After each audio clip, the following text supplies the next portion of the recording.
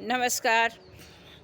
हमारे channel doctor Shiva Mishra लोकगीत में आप सभी का स्वागत है, अभिनंदन है। आइए एक बहुत ही प्रिय लोकगीत सुनाती हूँ। मुझे उम्मीद है आप सबको ज़्यादा पसंद आएगा, अच्छा लगेगा। कमेंट के द्वारा हमें बताइएगा, लाइक कीजिएगा, शेयर कीजिएगा।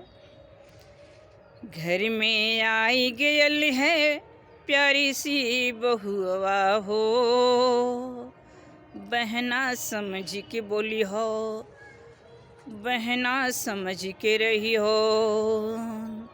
घर में आई गयल बा प्यारी सी बहुआ हो, बहना सोच के बोली हो, भैया समझ के बोली हो। हाँ हाँ घरवा में आई गयल बाटीनी प्यारी बहुआ हो, जरा तू सोच के बोली हो, बहुत ही समझ के बोली हो। क्यों?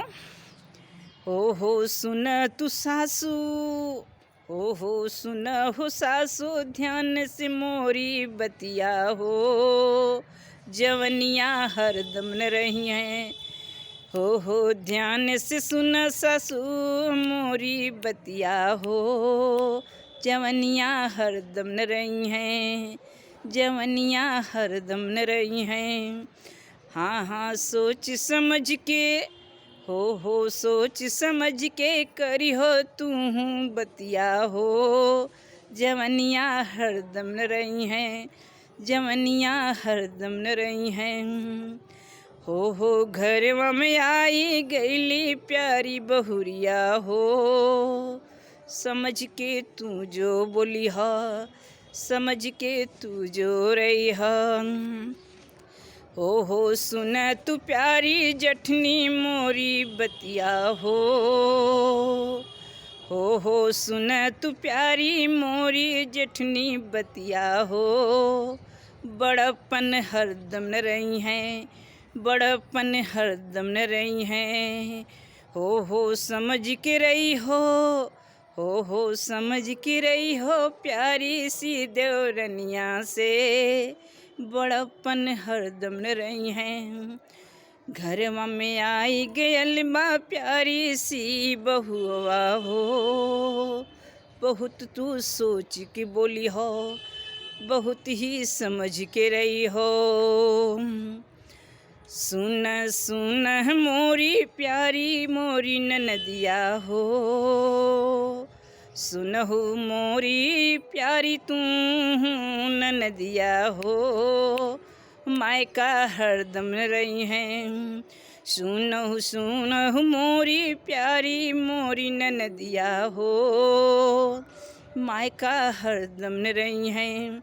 बहुत सोच समझ के करी हो भाभी से बतिया हो, बहुत सोच समझ के करी हो भौजी से बतिया हो। नैहरवा हरदम न रही हैं, नैहरवा हरदम न रही हैं। आई गईली घर में, आई गईली घर में प्यारी बहुरिया हो, जरा तू सोच के रही हो, समझ के तू रही हो, समझ के तू जो बोली हो। सुनो सुनो हो कलयुग के तू देवरवा हो, सुनो सुनो तू मोरा प्यारा देवरवा हो, बचपन हरदम न रही हैं, छोटा देवरा हरदम रही हैं।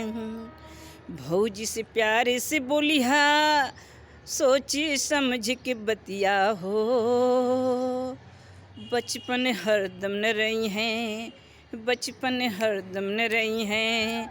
भौजी से प्रेम से बोली है, सोच समझ के बतिया हो, बचपन हरदम न रही हैं, जवानी हरदम न रही हैं। हो हाँ हाँ घरवा में आई गईली प्यारी बहुरिया हो, जरा तू सोच के बोली हा, बहुत ही सोच के बोली हा, समझ सोची के बोली हा।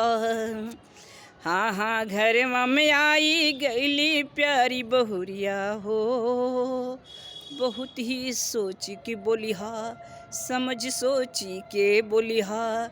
घर मार रही हैं शांति तब सकून शांति हो। समझ के जब तू बोलिहा, समझ के जब तू बोलिहा। घर में आई गई है प्यारी सी बहुआ हो। बहुत समझई के पड़ी हैं, सोच समझी के बोलिहा। नमस्कार।